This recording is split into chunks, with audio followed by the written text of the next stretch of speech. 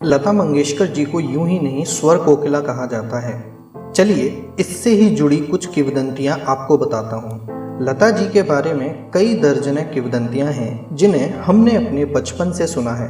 किंवदंतियों का कोई आधार नहीं होता, वे कितनी सत्य हैं इसका भी मतलब नहीं होता। जनमानस इसकी चर्चा करके अपने उस महान नायक को अपने मन में ईश्वर के बराबर या यूं कहें अपने से इतर और जनमानस से उच्चतर साबित करके अपने को संतुष्ट करता है। लता जी के गले की सुरीली आवाज़ के जादू के पीछे का रहस्य क्या है, ये भारतीय जनमानस के लिए शुरू से ही उत्सुकता का विषय रहा है। इसके बारे में तरह तरह के किस्से लोगों के बीच में सुने जाते रहे हैं। इसमें सबसे मशहूर किस्सा यह रहा कि अमेरिका ने लता जी का गला कई लाख डॉलर देकर खरीद लिया है, जो उनके मरने के बाद उनके गले पर रिसर्च करेंगे कि आखिर उनके गले में कौन सी ऐसी खासियत है जो उनकी आवाज़ इतनी सुरीली निकलती है।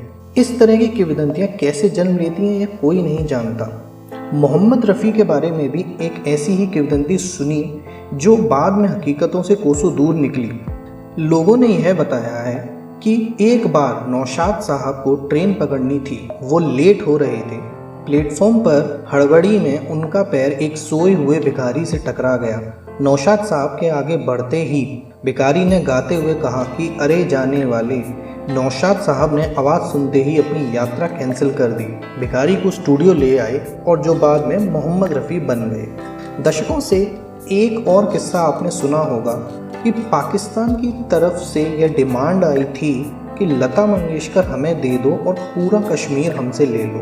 कहा जाता था कि ऑल इंडिया रेडियो को एक लेटर दिया गया था। इस लेटर में लता मंगेशकर को लेकर कहा गया था कि हिंदुस्तान कश्मीर रख ले, लेकिन लता मंगेशकर को पाकिस्तान को दे दिया जाए। आज लता जी हम सबके बीच नहीं हैं, पर उनकी ये किंवदंतियाँ आगे भी उन्हीं के जैसे अमर बन के हमारे बीच रहेंगी। लता जी का इतने दशकों से स्वर कोकिला कहलाना ही उनके अमर होने का प्रमाण है। उनको शत शत नमन।